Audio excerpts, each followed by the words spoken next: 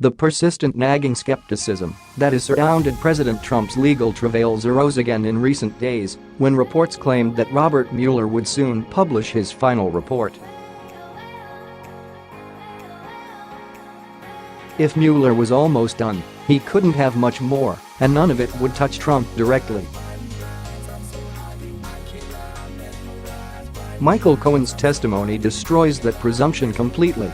Trump's former fixer alleges not only systematic criminality by his former boss, but deep culpability in the Russia scandal itself.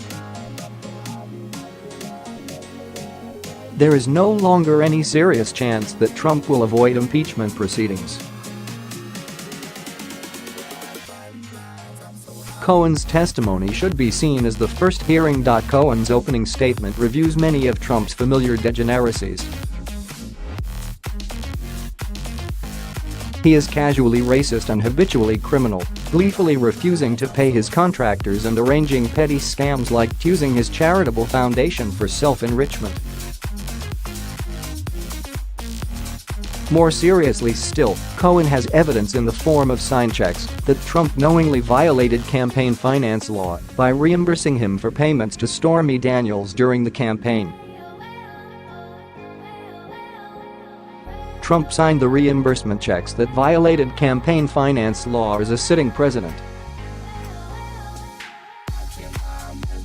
And, by signing a Trump Organization check, he also casually broke his promise not to involve himself in any business activities while in office. But the most damning details in Cohen's testimony concern the Russia scandal. Cohen's evidence that Trump knew about the July 2016 meeting with Russian operatives is highly circumstantial, yet persuasive. Cohen is now the second member of Trump's inner circle to publicly express complete certainty that Trump knew about the meeting. The chance that Don Jr. did not walk these Jumos up to his father's office on the 26th floor is zero, said Steve Bannon last year. Neither of them have anywhere close to enough evidence to prove it, of course, and this fact may never be proven. But Cohen does have clear and direct testimony of several other aspects of Trump's involvement. He testifies that Trump knew about the attempts to develop a tower in Moscow, asked about the project repeatedly, and stood to gain hundreds of millions of dollars from the deal. So Trump was secretly beholden to Russia while he was running for president, and none of this was disclosed to the public during the campaign. Cohen also explains that Trump directed him to lie to Congress about the project. In conversations we had during the campaign, at the same time I was actively negotiating in Russia for him, he would look me in the eye and tell me there's no business in Russia, and then go out and lie to the American people by saying the same thing. That is suborning perjury, just as surely as a boss telling a subordinate, "I was never here," or "we never had this conversation," is clearly an instruction to lie. In a recent profile, Jeffrey Toobin asked Stone about persistent rumors that Mueller has a witness who says he heard Trump and Stone on a speakerphone discussing WikiLeaks. Stone replied, "Prove it. If this can be proved, it would also likely expose Trump to direct perjury charges." In his written answers to Mueller, Trump reportedly denied having been informed in advance about emails obtained by WikiLeaks. And this explains why Mueller settled for allowing Trump to answer written questions rather than demanding a live interview.